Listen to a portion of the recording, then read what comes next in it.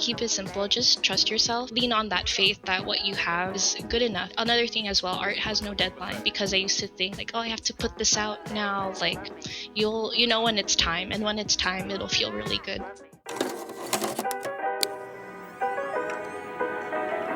Living Mosaic. What's good, y'all? I'm Don, and I just want to welcome you all to Mosaic Makers, a show from Living Mosaic where we get to highlight the stories of amazing creatives going all the way back to their origins of inspiration to hopefully inspire you to create today. And I am extremely excited as for this episode for the podcast, we have a insanely awesome homie that I hold near and dear to my heart, Jasmine Bueno, aka CHARMI. How are you? Ooh, hello, Dawn. I'm great. How are you? You know, it's been a minute. It's a lot, but you know, I'm hanging in there. You're doing, we're all hanging in there, but we're doing it. We're pushing. Exactly. And as I said, like, you know, I really appreciate, and I'm so excited to get a chance to interview you now. And, you know, tell me what you've been up to lately. I know that you just came from Cat's Eye yesterday. That was awesome. Oh man, that was fun. So this month's my birthday month. I would say it's been feeling really awesome. I've just been having a lot of events, not more like DJ events, but just getting to hang out with friends and just having more time to myself. I feel like this month has been about balance, which is something I have not really had in a while. So it's just felt super nice to be more mindful and present these days.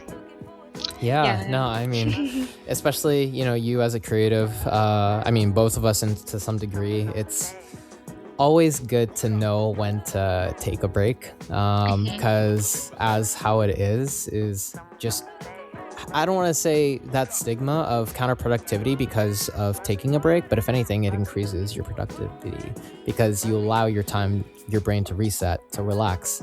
So no, I mean, I'm really grateful that I'm really happy that you have that opportunity to do that, and I cannot wait to see what you have in store for the future. Because seeing what you've done so far with, and I'll talk about it in detail more, but with the Cafe CHARMI set, you know, you performing at 100C for that one event as well, for the Hot Pot Rave.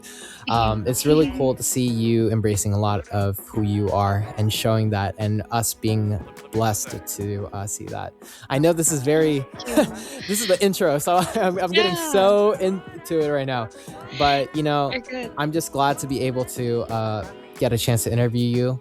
And yeah, no, let's get this started. Thank you. I'm excited to be here.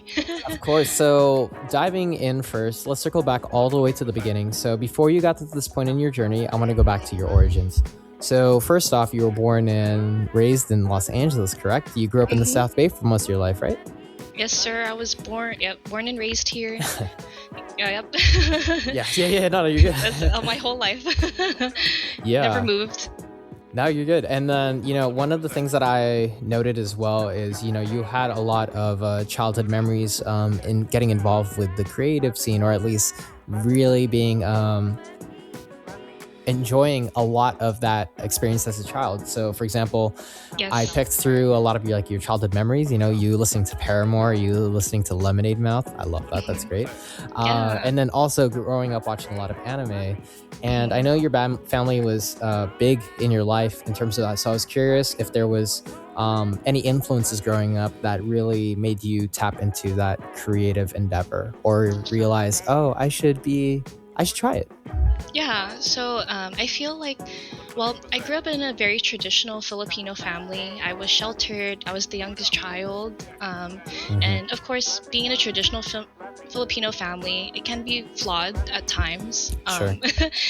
We have our moments, but I feel like the thing that always brought my family together was music. So when I was little, my parents would put me to sleep to like ABBA, Stevie Wonder, and then like I was introduced to that at a young age. And then moving on to when I started becoming a little older, growing up, my siblings were downloading songs on LimeWire, and my sister and my brother would play like the 2000s R&B, and I'm grateful that I was exposed to that at such a young age, because then that prompted me to get more into dance, and then like just throughout those times I was growing up, like my mom would get me like all the new iPods because I'm like, oh, I want to download the song, and like my cousins would give me like iTunes gift cards, and yeah, it was pretty cool because back then I naturally gravitated toward the arts slowly because that was an escape and where I discovered more of my sense of self. So I'm very grateful to my family for exposing me to that, and I feel like that's the root of it. Even though like we all had our stuff going on, like music brought us together, and like that was our way that we grounded ourselves like as a family and individually. And then that's where I started to develop my own identity and passion for music as well. I just didn't know where it would branch into, but it did start with dance. Oh, so, yeah. Thank you for I appreciate you really early on getting to open up about that, because nothing's perfect in life, but having those little moments growing up as a kid, it really compounds over time. Like as you said, going through your iPod, being able to listen to music as a little bit of escape from everything, or at least a little enjoyment to that wherever you are. I bet that does wonders, that leaks into what you like today. And I think that's really cool. And, oh, sorry, you were saying? Oh no, yeah, I was definitely, or to add on to that, I was definitely a big daydreamer growing up. There's like, every time I listen to music, like there's always some sort of fantasy or just something paired with it. Like I'd be dancing to like music in my room, and I just picture myself like I'm dancing in front of a crowd, or like it would just be paired with all these like crazy imaginations. And then now fast forward, it's like interesting to see like how it all comes together. But yeah. So I wanted to ask, since you said dance was something that you really that was like your first outlet, were you exposed to did that kind of expose you more into like the DJing, or at least the electronic scene? Because I know that was what you were heavy on, or was dance the first thing that you did that exposed you to just the art itself? Yeah, so it definitely started with dance, and then everything else opened up from there with EDM and like the electronic scene. It's crazy looking back because I didn't start going to festivals and raving until post-COVID. It was like, I wasn't exposed to that till after, and I thought that's where it started. But looking back at my dance journey, I was like, no, like I was actually into electronic music back then. Like artists that I listened to before, or like what introduced me to the scene at the time, was like Skrillex, Rusko, even like Infected Mushroom, because like I grew up watching America's Best Dance Crew, so like Periodics, Kaba Modern, and like Kinjas. Before they were Kinjas, they did like this project called Anbu Black Ops, and like a lot of their focus was like isolations, and it would be to a lot of that music. And then I remember like after seeing those sets, I'd like download those songs, but I didn't realize back then, like I didn't make that connection, it's like electronic. I just thought it was like, oh, this is cool, like beat boot music, whatever. When you say boop boop, I just like think of like SpongeBob, where it's like, oh, where do you play that music? Yeah, beep boop, yeah, literally me. When I first heard it. So it's crazy when I got into the rave scene.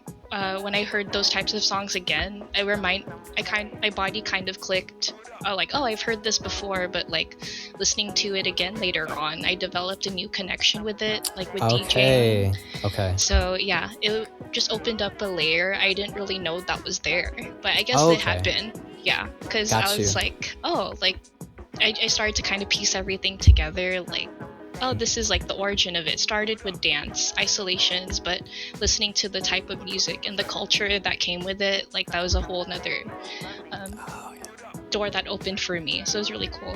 That's a good point that you mentioned, Al, because one of the things that I realized is, it's not very linear getting into certain creative scenes, because you could tap into like EDMs, like the EDM scene, at least for you, like in middle school, but it never really revisited until later. And then it's funny how life kind of sorts its way, where you getting to do dance, which we'll talk about a bit more later, allowed you to perform a lot of your, performing live. And then it kind of leaked into, as you said before, like, I listened to EDM before, and now I have a few newfound appreciation in it. So it's the long story short is, it's funny how life sorts itself out like that, Very true. Very true.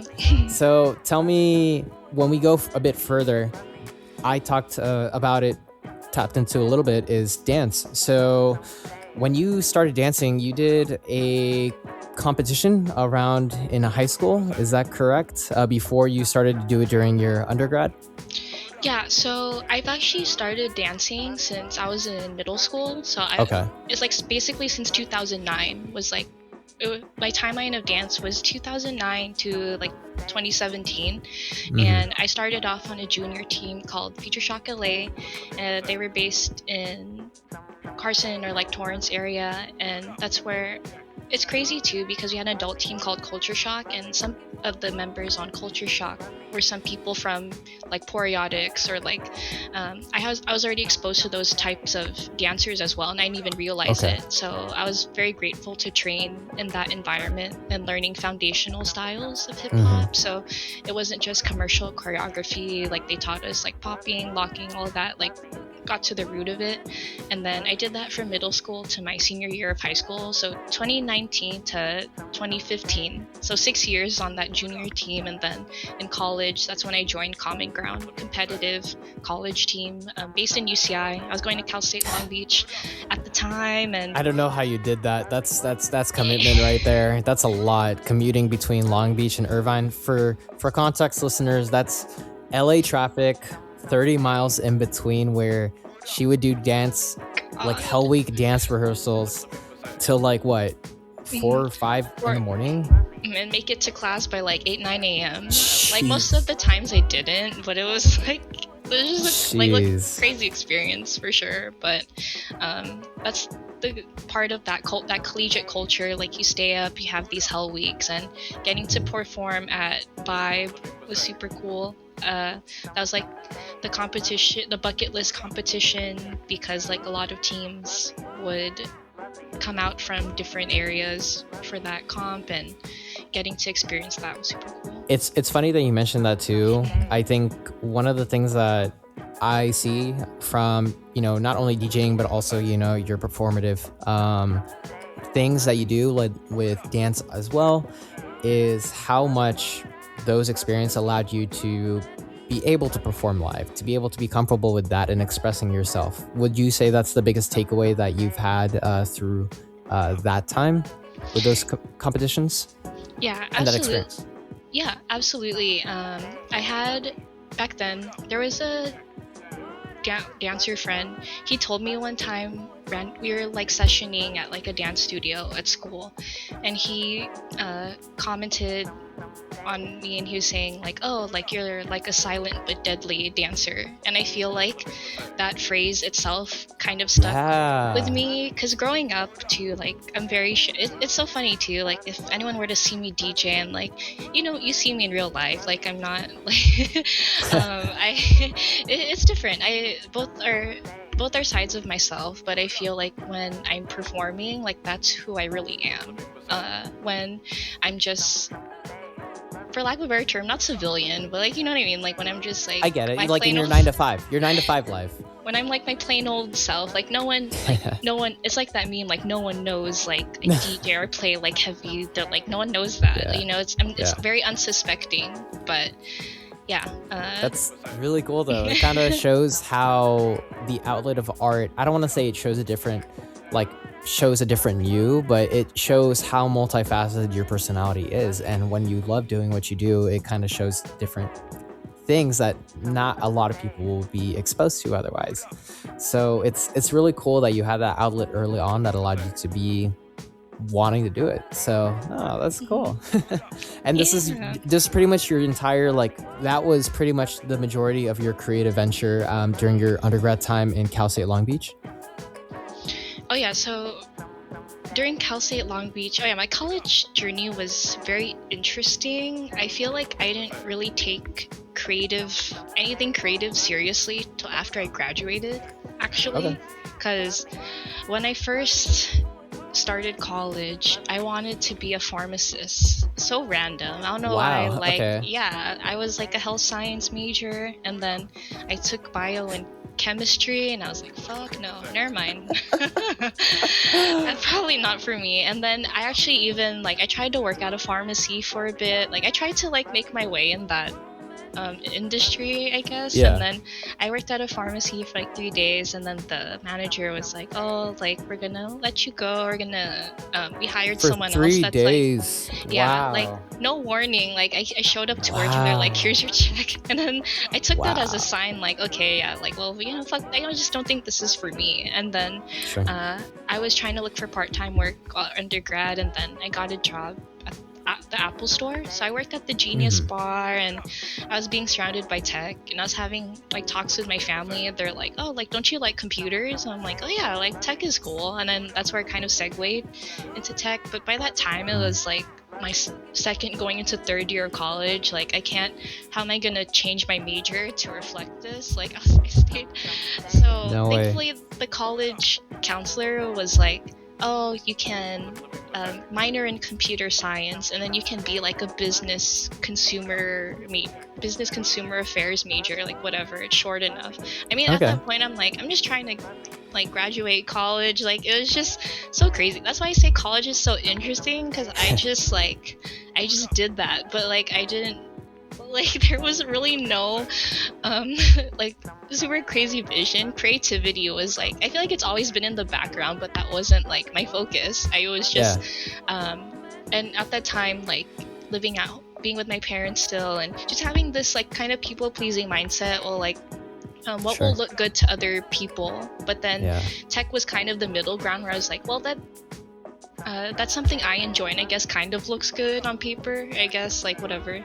So then I did that. I graduated college in business and computer science technically, and then afterward that's where COVID hit, because I graduated in 2019, and then COVID hit afterward. And it was very crazy because I was trying to get a coding job in tech, and like meanwhile I have this minor, and it was crazy because I was able to break through in that aspect and just have this mindset of like, oh well, people like someone's bound to give me a chance. But I kept learning a lot of things on my own, and looking back, my passion is what really drove me in that aspect in terms of like my 9-to-5 getting a job. So I'm grateful to have broken into an industry that is very, I mean, it's ever changing, like tech, and also being a woman in tech too, that like meant a lot to me, because my last year of college, a counselor from the College of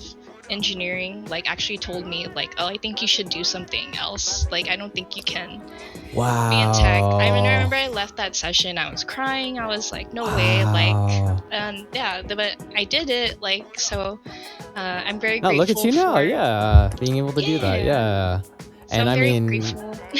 it's a bit going outside, like a bit of a tangent or going ahead, is, you know, the jobs that you did afterwards is insane too. Getting to be able to do that. I mean, do you want to touch on that a little bit since we're already on that topic? I will.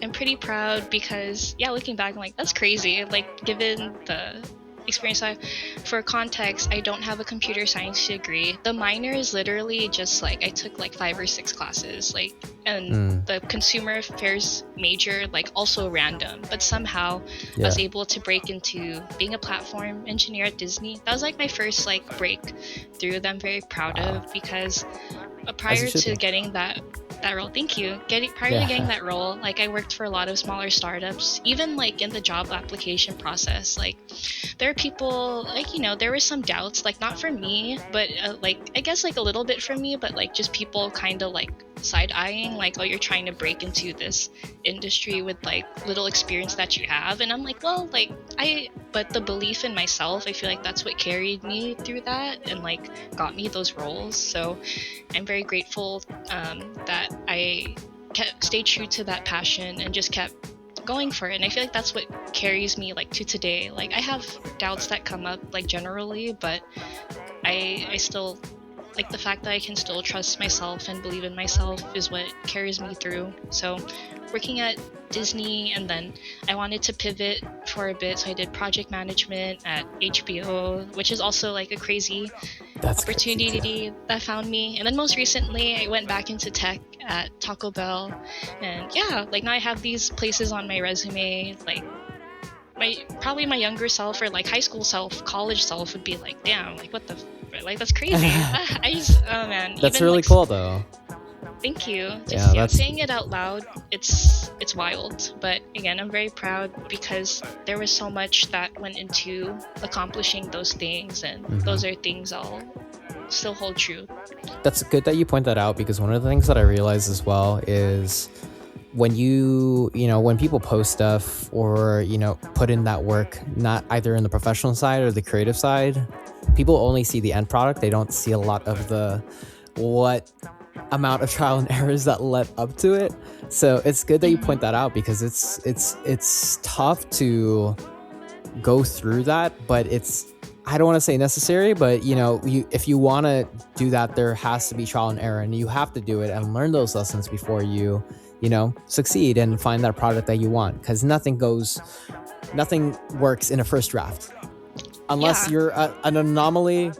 There's always multiple trials and errors before you refine what you want. So that's really good that you point that out in, a great analogy was in your professional sense. And look at you now. Thank you. Yeah. I realize, and something I'm trying to do now is, back then, the struggles were real. It's not like those things were not handed to me on a silver platter for sure. But I feel like going through that big of a struggle, or like all the mental things I had to face in that time to accomplish those things, like now, instead of seeing it as like an obstacle, like moving forward, I'm trying to just embrace those struggles, because that just means, or that as a reframe, it's like affirmation. I'm working toward something bigger, like the bigger dreams that I have, the bigger the challenge, or like what's needed to get there. So that's helped me a lot. We're only 20 minutes in this episode and you're already dropping knowledge like this. Is crazy. Okay, no, I'm kidding. That's great. More to come, just saying. I feel very reflective right now. But yeah. That's really great though. No, and thank you for being open, like, to talk about this in this platform. So I appreciate that.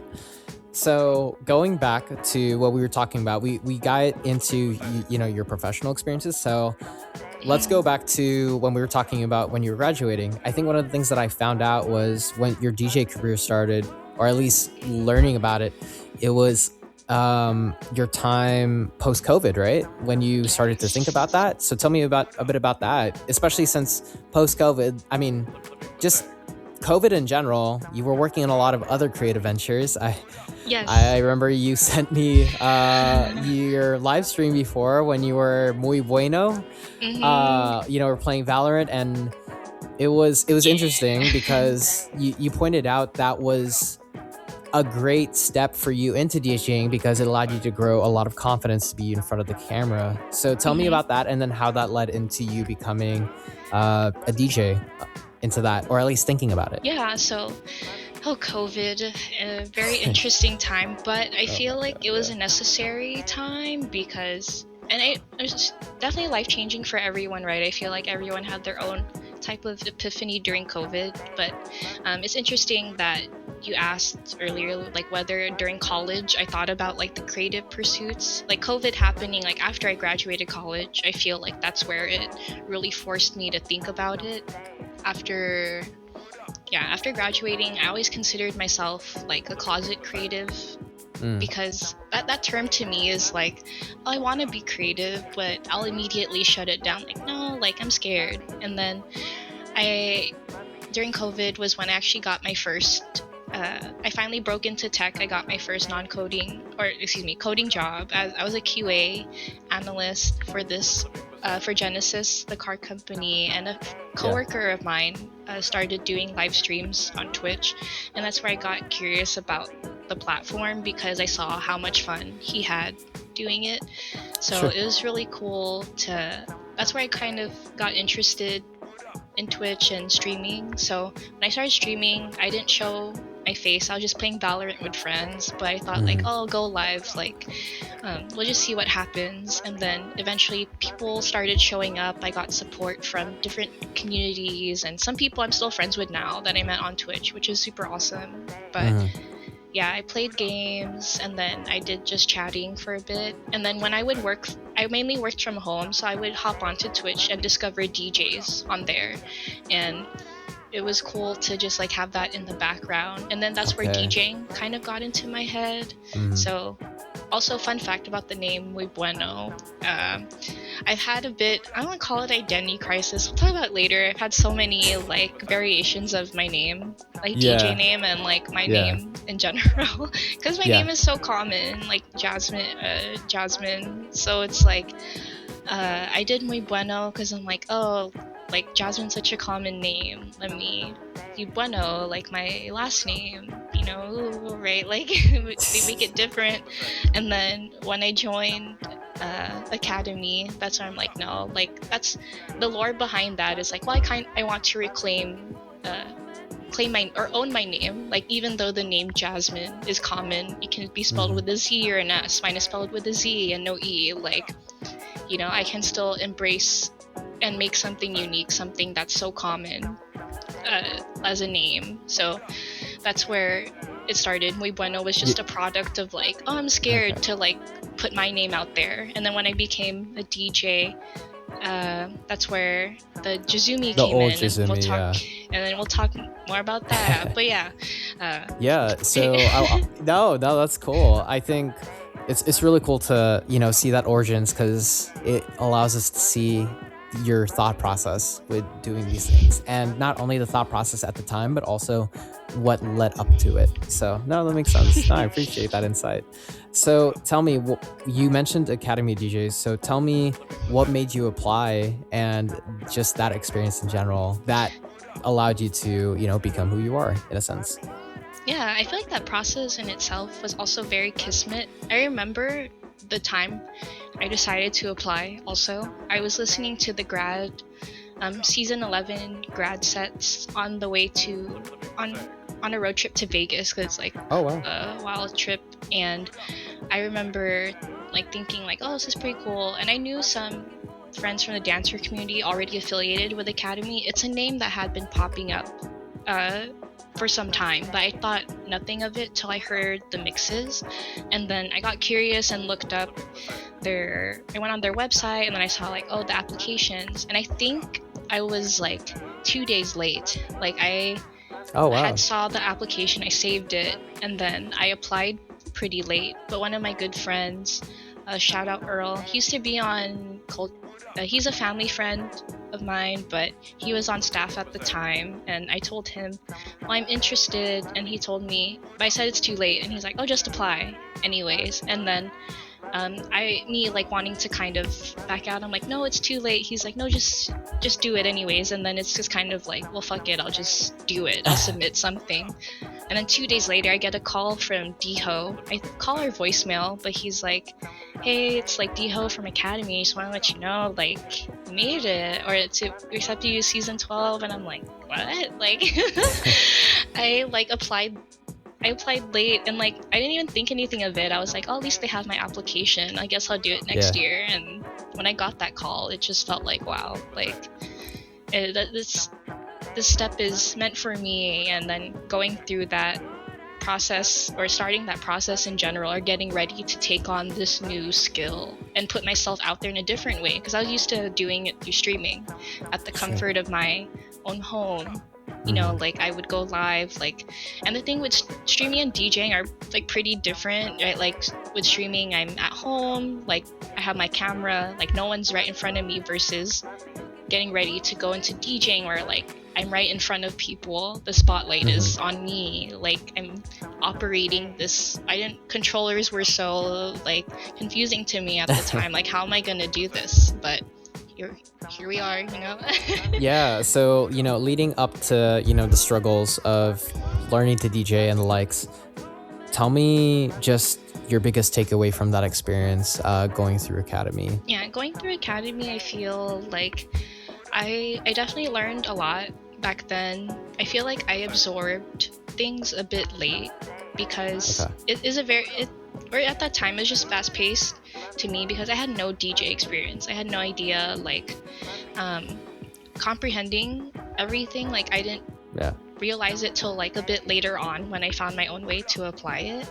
And it all just happened so fast too. But the biggest thing would be trust myself, because I remember as well when the time came for grad, the Academy sets, or I would listen to, Academy breeds a lot of club R&B hip hop DJs, and my set had like heavy dubstep in it. I was like, should I even do this? Like, I don't know if like if it's the mold of the set. But then I told myself, like, no, this is the music I like to play. Like, I want it to stand out. And I feel like after myself and some other friends from my season like played EDM, like now the Academy sets following that played a lot of EDM, and I didn't hear that much EDM before. Like, it was pretty cool to still take that risk on not even risk, but like that chance on myself for something that wasn't quite like what was already out there, to just put that out and play EDM, and because that was something I like to do. And then I feel like that translates into a lot of my creative projects moving forward, just like not knowing if this will even fit the mold, but it's like, no, like I still want to put it out there just because I like it. That's great. You know? No, that's really good to hear, to show that, because I think one of the things and one of the motivations for me to create this platform, it allows us to hear, just doing it, just putting it out there and being confident in yourself and believing in yourself and your own sound is really important. So that way you're able to express yourself in the fullest, rather than feeling like that you're putting yourself in a sense in a square box. You know what I mean? So that's really awesome to hear. And I mean, we'll dive deeper into what you've done since then. But now I'm glad that you had that mindset, and it shows with a lot of your repertoire throughout the years since then. So you graduated Academy, and now you're in your own DJ path, and you did quite a bit of stuff. So, you did your first mix with Nerve Gear, which was a 47-minute digital experience. I think that's what you dubbed it. And it was inspired by Sword Art Online as well. You started to get more into events, starting to do that. So like Anime Extra, like the pre-party, you performing opening for nudes, a lot of these shows and a lot of the mixes that you released. I'm really curious on how, because you said like these social obstacles, I'm wondering how you overcome a lot of these social obstacles to be able to not only post a lot of the work and performing live, but also just overcoming that essentially. I'm curious. Are you, in terms of like social in person and social media, or is it one or the other? Both. I mean, just releasing your content and putting it out there, and even if it's still a learning process, still having the ability to release it even though you're still learning, Oh yeah, well back then I feel like I always overthought or second guessed myself a lot in general. Like it was already on there, it was already created what I wanted, but I always had trouble like hitting post, because I'd stop myself, be like, wait, is this good enough?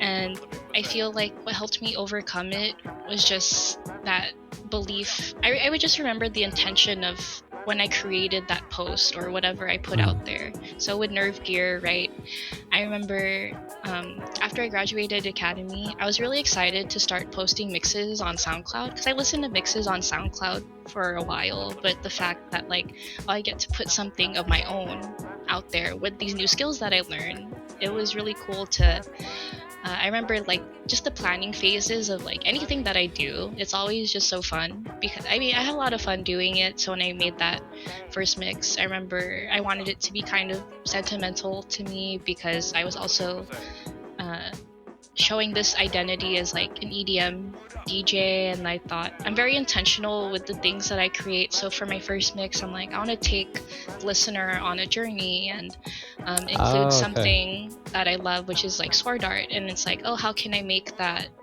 a journey for people to go through? And I remember when I released it, I featured like some edits from like new SoundCloud DJs I discover, and I put the track list, like give them credits. And I know one of them like told me like, oh, I love Sword Art Online, like thanks for putting that out there. And just I love that aspect of that, or that community aspect of like bonding over a shared, like whatever it is, a song, like the anime. I agree. So being able to fuse those things together, like that was super fun to do. And I remember when I first put out that mix, I was so scared, but afterward I remember like seeing all the streams go, like seeing all the plays, people commenting on it, like gaining new friends, and it was really cool. But I wouldn't have experienced that if I hadn't like released it. If I had second guessed myself.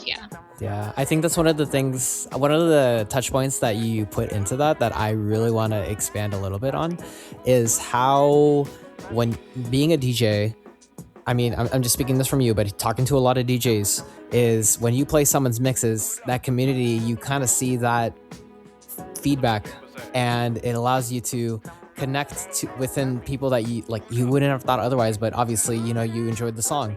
So having that in a mix allows people to connect with each other, and it's cool to see that, because they play your mix and then it goes like back and forth and the like. So no, that's really cool that you pointed that out. I love that aspect of like just that DJ scene where you get to do that. But that's great. So oh, go ahead. I like using that, or to add on to that for a bit, it's like I like using that as an opportunity to use my platform to give other fellow creatives like their flowers too. That's what I liked about Twitch and streaming.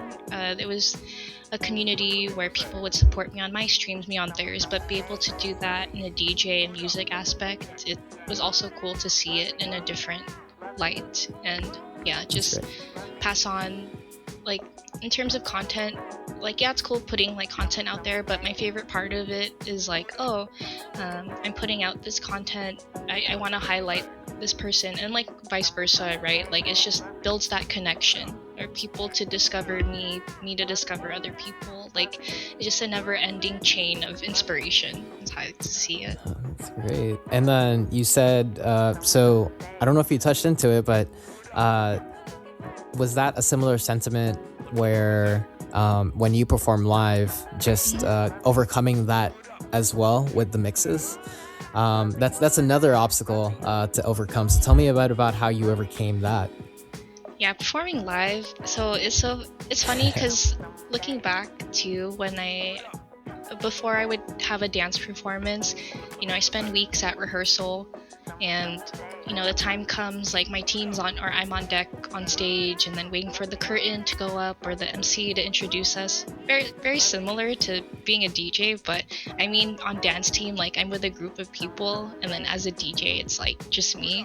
So like, definitely I still do, like I have moments where like I gotta freak out a little bit, like I just don't like, it's that adrenaline too, aside from like that nervousness, it's still that excitement, like like I'm about to like show the world like what I spent all this time preparing for, like even not preparing for, just like I get to like show people like who I am. Now, back then with dance, it was through my movements, my energy. Now DJing, like this list of songs I have curated and what type of vibe I want to invite people to have with me. So I would say, even going back to that line in the beginning, like silent but deadly, like when I DJ, it's like as soon as I press play or like hear the song, like I transform. Whenever I perform, I transform, like to simply put it that way. I transform, I feel like, into my true self, because I am in my element of music, and how I get to orchestrate that, whether that's through movement of dance or even like now DJing. So you were doing so much stuff as a DJ. So tell me how you were able to balance a lot of that creative burnout, because it must have been pretty intense around that time too. Yeah, creative burnout is 1000% real. It's a lot. So like working a 9 to 5, it drains a lot of my day, and then 5 to 9 being creative, it's like two different hats. And then being in the tech industry, it's an entertainment, it's very demanding. So a lot of the time, a lot of my energy goes to that. By the time I'm off work, there are definitely moments where I'm like, I don't want to work on that or do this, and I'll put it off. So I would say how I handled that would just be to listen to my body, like when it asks for that break, because back then I would definitely push myself into oblivion, like, oh, I don't care, like I'll like that involves saying yes to every gig, even if like, oh my gosh, that burned me out very quickly too. I did that a lot last year. I said yes to everything because I thought like, oh, this is what I need to do. But now I'm being intentional about it. So just like remembering to listen to my body and like my gut when it comes to something that truly doesn't align with myself as a creative or personally. So just balancing, in terms of balancing everything, making sure to take a break when I need to, because, and also being intentional about that break, like what can I do that would inspire me more. So then like if I took a break from posting content or like even doing gigs, it's like I took time to like invest more in myself, whether that's through like going to the gym or like being more active or doing something that energizes me, and even connecting with other creatives, like just having that fresh air of perspective and applying that to when I return to it again. Yeah, I think that is actually a great segue into my next question. Is through a lot of those highs and a lot of those lows, you had a lot of self-reflection, as you said. So I'm curious on how that landed you in December 2024 from changing from Jizumi, your old name, into CHARMI. So tell me a bit about that. Well, yeah, I'm excited to talk about this one because, yeah, as the real ones know, but now I went through a lot of name changes, as you can see. Twitch as Muy Bueno, Jizumi, and now CHARMI. It's crazy to think this was like last year. Like it feels like more than that. This year is also going by so fast. But so for context, like I mentioned with Muy Bueno, I had kind of difficulty embracing my name, like Jazz, Jasmine, whatever.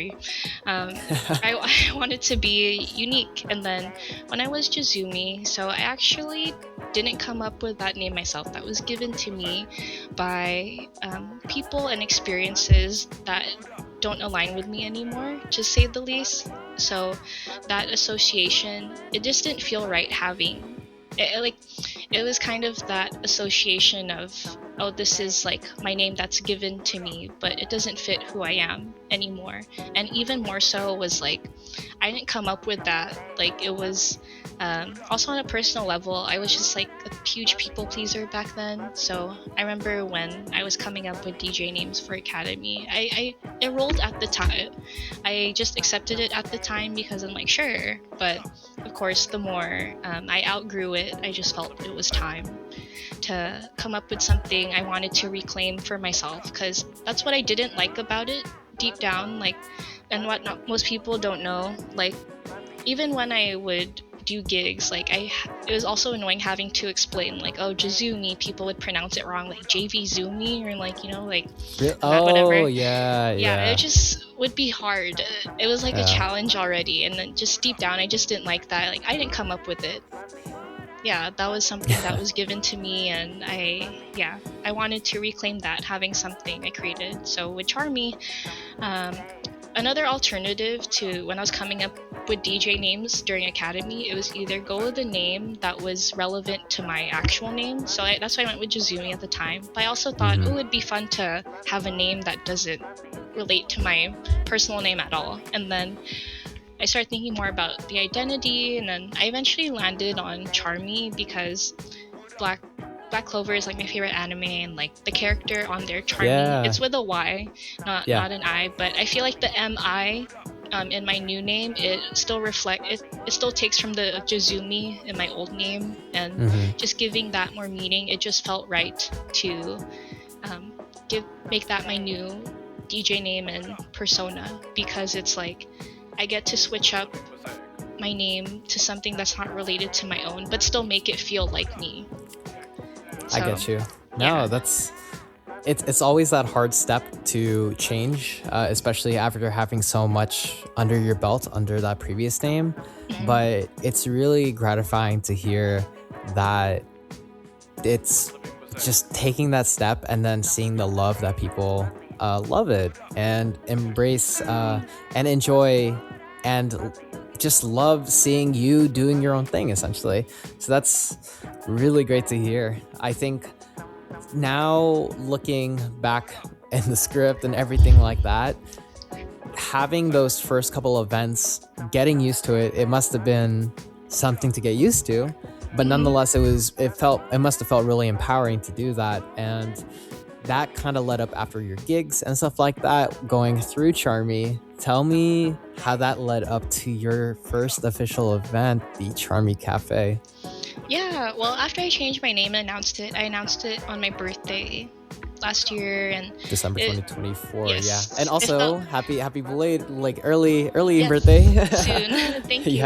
Yeah, it felt very fitting, and it was very relieving as well, because there's a lot of, while I'm grateful for what I gained under Chizumi, like again, I outgrew it, and it felt nice to reclaim that, like I chose this DJ name on my own, I gave it meaning, and now like moving forward, like my first CHARMI gig was opening for season 16 Academy grads, so I thought that was a cool way to start that rebrand, like rebranding, and then the 2 months later, like opening for the graduating class for season 16. So it was really cool getting to do that in full circle. Like I reintroduced myself at the place where I debuted myself, so it was like a rebirth for me.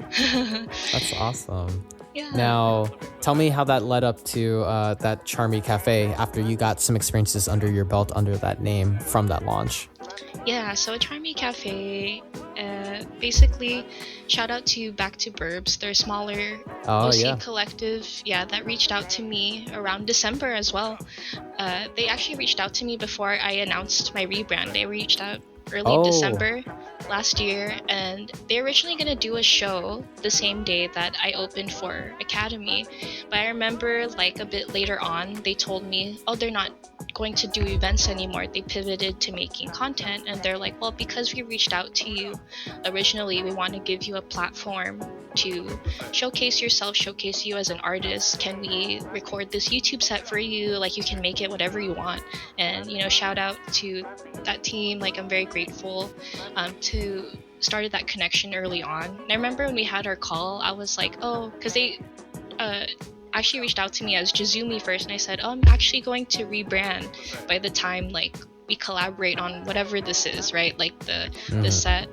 And so like it was cool to be offered that opportunity, and then we were cooking on it for a while because I wanted to be intentional too about my YouTube set, because I was also listening to YouTube sets as well, like just as a casual listener, like have it in the background while I work, and I thought about doing one of my own, and then I thought of how can I make it, and me being like intentional with all the things that I do, I just like to deep dive into it. So I thought, how can I make this more than just like a regular YouTube set? Like how can I make it me? So then I'm grateful that I pulled from my community. Like I was going to more dance classes, and then that's where I met Alex Enzo Coffee Bar. He provided the coffee portion for my set. Shout out to Alex.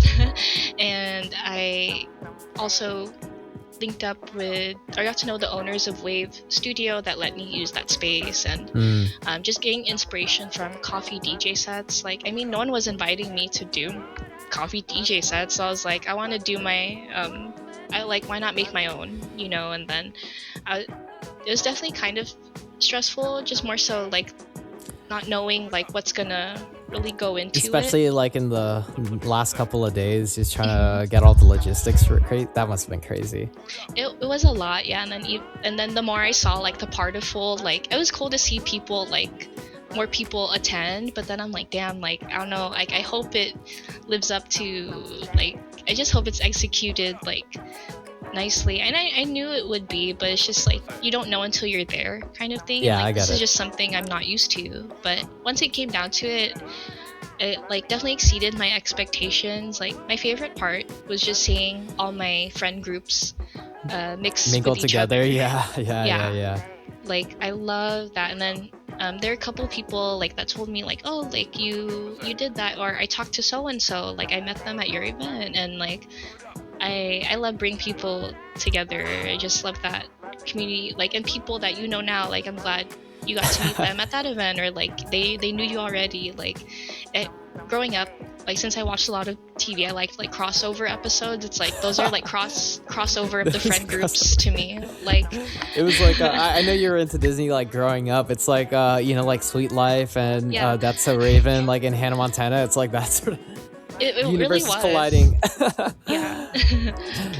No, that's really cool. And, shout out to you yourself for not only planning all of this, but also setting that tone and creating like that environment where you have these certain communities intersecting together. So, hey, shout out to you. That was awesome. And shout out to all the people that helped out too. That was great. Yes, huge shout out. That was fun. So tell me a little bit. We talked about CHARMI, so I'm curious on where you're looking at this a year in with CHARMI and where you're going from here. Because I'm curious, you set a lot of the foundations and the groundworks. So I want to see. I just want to hear what your ideas that you have in mind for going in for CHARMI in the future. Shoot, yeah, there's a couple. If you want to keep it a secret, then we could keep it a secret. That's fine. I'll be very general about it. Okay. I will say there you go. There is something I do have in mind that you guys will see, but the more so general part is I feel like with CHARMI, I actually identify as more than a DJ. So I still DJ, and then I do have a side account called Cafe CHARMI. It's like homage to my cozy roots, because when I streamed, I played games, I did a lot of journaling. Like these are other hobbies I enjoy as well. Like I don't want to identify as only a DJ. Like I'm a overall creative. Like I want to have space for all these things that I love. So DJing is just added onto it. But yeah, in the future, I definitely I'm looking to kind of grow that side of Cafe CHARMI, like establish my own identity in that niche that's a little bit separate from music but still has elements of music on there. I kind of post cozy mashups on there too, so also very different from my DJing style. Like I mainly do EDM heavy, but there I play like R&B mashups, like showcase. I plan to just basically just show more in different layers of myself that people haven't seen yet, and create space for that, because I don't want to be limited to like just one thing. I love a lot of things, and I feel like they all deserve their own space and time for it, so I want to showcase that in the future for sure. Well, I am really excited to see where that comes to fruition. So thank you for keeping us on our toes so that way we get to see that in the future. Thank you. Yeah. No, I'm excited. Exactly. Good things come to those who wait. So we've gone through, your journey as a creative. After talking about it, how surreal is it to see not only what you have accomplished, but all the stuff that is leading up to your future things right now? Like that's how do you feel just reflecting all back and seeing all that?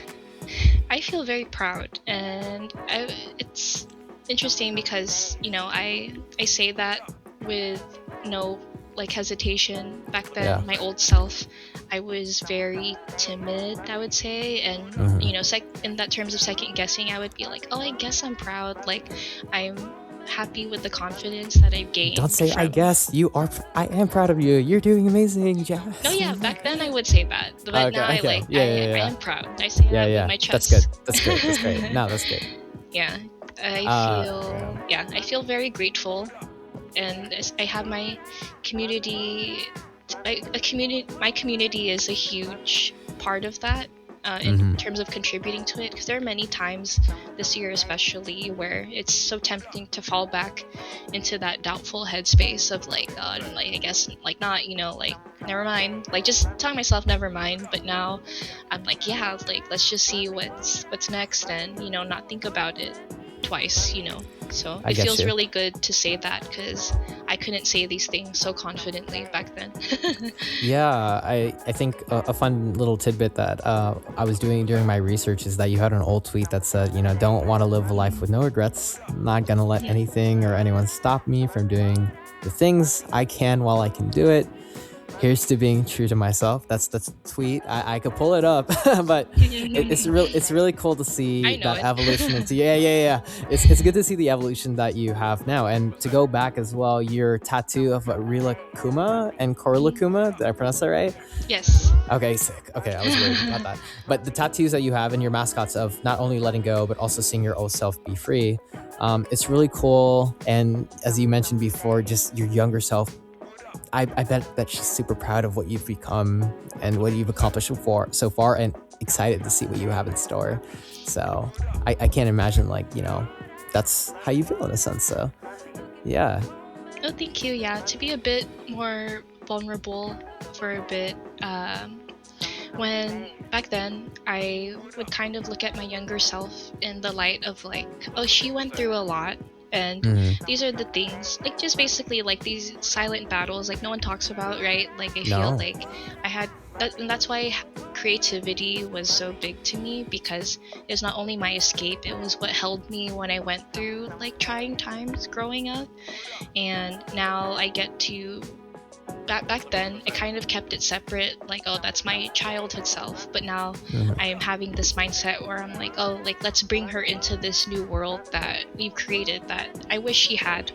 I wish she, like, how I treat myself now and like the things I'm doing now, I wish my younger self knew back then, or like kind of had a sense of. But again, everything does happen for a reason, so now it's like it's not too late for that. It's like, that's, if anything, that's my mission, like in creatively and even personally, just like there's still, it's not too late to like fuel that inner child, like still give her like what she would have liked back then.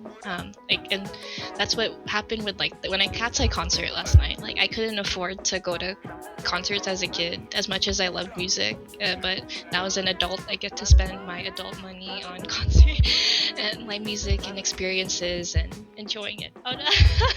Okay. So a bit in the background, guys, like I'm like, you're making this such a tearjerker, and I love it. No, that's really, you're awesome, Jasmine. Just being able to, first off, I appreciate you getting to talk about, this side, because not a lot of people get a chance or a platform to be able to talk about this. But I appreciate the fact that it's a lot that came to this moment and being able to build that up. So, there's, as I said before in the early part of the episode, there's a lot of trial and error that comes into becoming who you are. And I'm just really happy and proud of you that you have accomplished and gone through so much to be where you are today. So it's great. Thank you. Yeah. Of course. Yeah. So to wrap it up, since we're at that end of the episode, what is one piece of advice that you want to share to creatives out there to the world? This is completely open-ended. Your microphone to the world about it. I said this earlier too, but I would like keep it simple. Just trust yourself. Any creative going through or battling like that perfectionism, or like wondering if they should put that thing out there, whatever it is, trust yourself. Just do it. That's what helped. As I don't like to say just do it. That's why I say trust yourself, because back then, like, hearing just do it, it's like, okay, like easier said than done. But trusting yourself, it's like, yeah, just like lean on that faith that what you have, what idea you have, or whatever is good enough, more than good enough. And now that I've been a little bit more consistent with, or like practicing posting more, when back then like I had trouble like even posting like one thing like every couple of weeks, like now I'm actively like experimenting and just having fun with it. And yeah, just definitely, trust yourself. You already hold all the answers. Like, it's not, there really is no need to overthink it. But also, in addition to that, be kind to yourself too, because another thing as well, art has no deadline. Everything's in your own timeline. And that's what also stuck with me back then, hearing kind of going around that phrase, like art having no deadline, because I used to think like, oh, I have to put this out now, like you know when it's time, and when it's time it'll feel really good. I need a mic drop for that one. I'll put a sound effect. No, I'm kidding. It's a joke. But on that lane, I think it's really cool to, we touched on it, is the amount of trials and errors that you've gone through. It's not unnoticed. You've gone through so much to becoming who you are. And one of the great reminders that I want to say is, the Visayan tattoo that you have on you, where it shows not only, of course, Filipino culture, but also shows where you came from and your origins. And that touches into not only your family, but also all of your friends that you consider family sticking behind you, like that reminder with that tattoo. So, shout out to a lot of people that were able to support you throughout that time. And I'm really excited to see what you got in store, and I'm really looking forward to what you got in the future, because one of my sayings, one of my many sayings is it's your future is hella bright, and I can say that because I have 2020 vision. So it's it's like the 2020 vision you got. Thank you. Yeah, I keep on forgetting you have the 2020 vision. I'm not sure if I still do, but yeah, no, that's you. And also shout out. Oh, sorry. A funny fact too is one of my favorite albums of all time is actually the Justin Timberlake 2020 Experience. Anyway. Yeah. Wow, that's a reach. I never realized that's a connection that I could put together. Well, now I know. Yes. Well, again, also shout out to your mom for wanting this episode too. So I'm glad to be able, Tita, see, I did it. So yeah, thank you. My mom also says salamat. But yeah, I feel walang like anuman po. no, yeah, I feel like again going back to growing up in a traditional Filipino family, there are a lot of ups and downs, but again, I'm still grateful. I still love my family. Grateful to my parents for giving me a space where I can discover my creativity and exposing me to such music and this world that I eventually turned into my own growing up. And I showed them cafe. They've seen the cafe CHARMI. They say cafe CHARMI? Yeah, really? On YouTube, and they've told. Well, I remember my dad was like, "Oh, did you open a cafe?" Like taking it literal. And like, my mom's like, "Oh, I'm gonna send this to all the relatives." Like, so it's just nice. Oh, that's sweet. Yeah, so it's nice being able to share that with them, especially since I don't live with them and like kind of get to see them as much. So yeah, like I'm excited to show them this. So yeah, hi mom, dad, thank you. That's so great. Yeah, well, now we've finally wrapped up this episode. Where can people find you? And well, charmi.jazz on IG. It's linked on my charmi.jazz IG as well, but Cafe CHARMI if you want to see that cozier side. My SoundCloud / it's CHARMI, and my YouTube I think it's CHARMI, but if you want the link to Cafe CHARMI, it's in my link in bios as you will. No worries, Jasmine. I'll put everything in the description below for the episode, so they won't have any excuse to check it out. Yeah. So you're good. I mean, I just want to make sure that you shout out what you got, so that way we get this on the episode. Oh yes, of course. Well, yeah. Well, again, thank you so much for taking time out of your day and being open to being able to share your story through this platform. And yeah, and I'll keep on you, Jasmine. You're doing awesome. Thank you, likewise, and thank you again for giving me the space to share my story and be vulnerable with you and whoever's listening. So, yeah, I hope everyone else enjoyed as much as I enjoyed having this conversation. So yeah. No, this is great because I can't wait to hear people when they say that they feel inspired by your story. I can't wait to hear that, like in the future when that happens. When, not if, that happens. So no, that's great. Well, all right, now that we wrapped up the episode, let's go say bye to our listeners. See you, listeners. Thank you. Living Mosaic. Welcome back. Hope you enjoyed that episode of Mosaic Makers. Again, I just want to thank Jasmine, aka CHARMI, for taking time out of her day to talk about her journey as a creative.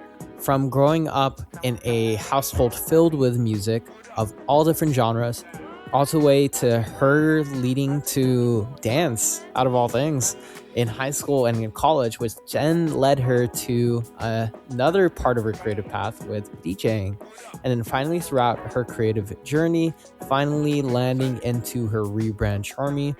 This is a project that I am super excited to see, and I know she is going to kill it. She's already done it already. She's going to keep on killing it soon after. And please, if you want to check out all that she does, which you're going to miss out if you don't, all of her socials are in the description below, so you do not have an excuse not to check her out. Now, as we wrap up Living Mosaic, I do not want you to miss out on the insane amount of content that I got in store.